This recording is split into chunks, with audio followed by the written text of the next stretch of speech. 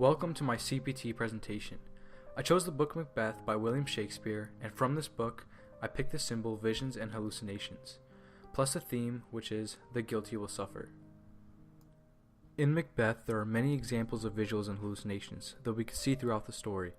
These instances cause Macbeth to be filled with guilt and ultimately lead to him suffering. The first example in Macbeth of the symbol Visions and Hallucinations is after Macbeth kills King Duncan, he thought he heard a voice cry out. And the quote spoken by Macbeth says, "Still it cried, sleep no more to all the house.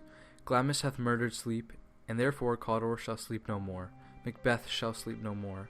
This was on Act 2, Scene 2, line 44.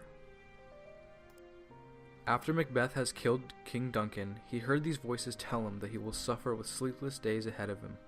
This relates to the theme of the guilty will suffer.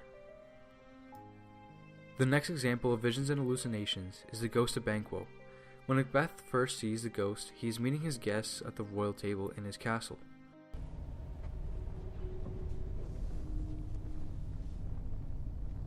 Which of you have done this? What, my good lord? Thou canst not say that I did it! His Highness is not well. Sit, worthy friends. Pray you keep seat. The fit is momentary. Upon a thought he will again be well. If much you note him, you shall offend him and extend his passion. Feed and regard him not. Are you a man? Aye. And a bold one that dare look on that which might appall the devil. Oh, proper stuff. Prithee, see there.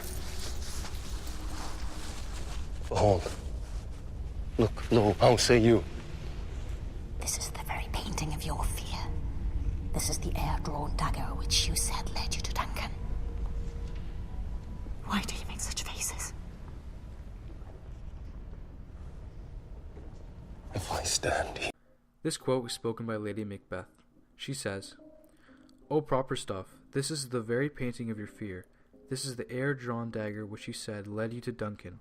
Oh, these flaws and starts, impostors to true fear, would well become a woman's story at a winter's fire, authorized by her grandam. Shame itself! Why do you make such faces? When all's done, you look but on a stool." From Act 3, Scene 4, line 60. Here Lady Macbeth is pointing out that Banquo's ghost was just another hallucination, but Macbeth eventually sees this ghost again. He is guilty for killing Banquo and thus suffers for it by seeing the ghost of the man he had ordered to be killed. These examples are short, but both important to the story.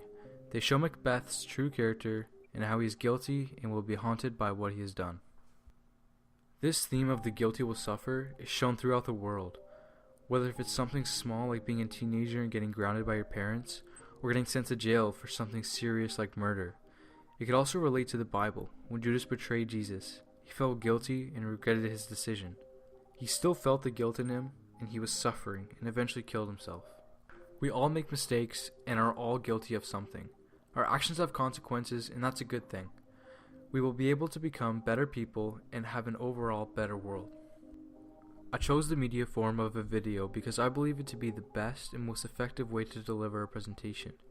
It is a great way to capture the audience's attention, and also there's a correlation between the theme and the video, as in they're both about visuals. Thanks for listening to my presentation.